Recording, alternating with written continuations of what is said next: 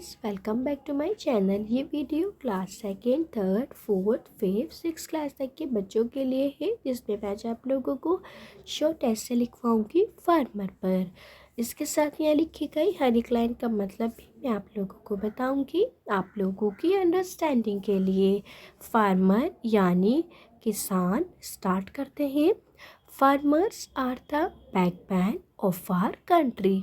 यहाँ किसान को हमारे देश की रीढ़ बताया गया है कि जो किसान है वो हमारे देश के क्या है, बैकबोन है। आगे बढ़ते हैं। All the economics development in the country is possible only if the farming community is taken care of on a priority basis। यानी देश में समसत आर्थिक विकास, जिसे हम इकोनॉमिक डेवलपमेंट कहते हैं, मतलब इकोनॉमिक से रिलेटेड आगे बढ़ना, विकास करना तभी संभव है जब कृषक समुदाय का प्राथमिकता के आधार पर ध्यान रखा जाए।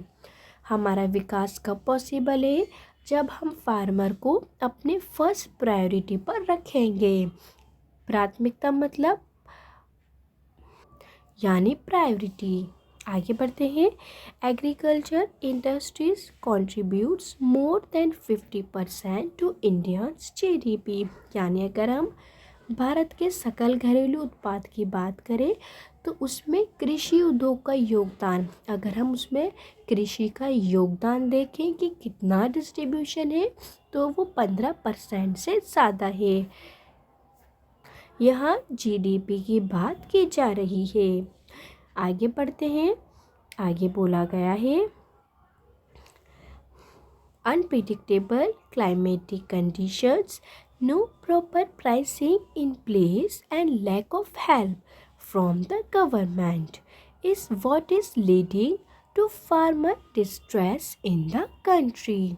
यानी अप्रत्याशित जलवायु परिस्थितियाँ। अगर हम अनप्रिडिक्टेबल क्लाइमेट कंडीशन की बात करें, जलवायु परिस्थितियों की, तो कोई उचित मूल्य निर्धारण और सरकार से मदद की कमी देश में किसान संकट का कारण है।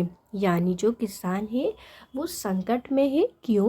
क्योंकि सरकार की कम मदद की वजह से और उनको उचित मूल्य यानी फेयर प्राइस ना मिलने पर जो किसान है वो क्या है, संकट का कारण है। ये दो रीज़न याद रखने हैं।